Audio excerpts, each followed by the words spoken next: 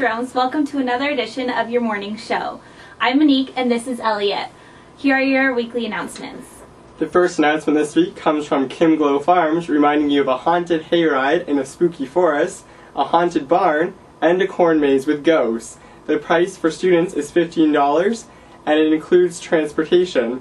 Meet at the SJU Turnaround at 6:45 on Friday, October 23rd, and sign up at the Union Office, room 2010 in the Academic Building. Just a reminder to all you bookworms, the book club starts Monday, October 19th from 12 to 1 p.m. in the library in the green room. There will be free snacks and books supplied. Contact Lorna, the librarian, for more details. Her number's on the screen now. And finally, just a reminder that the Wonderland trip is still on, so keep your eye out for posters. Well, St. Jerome's, this is all we have for you this week. Have a great week. See ya. Bye.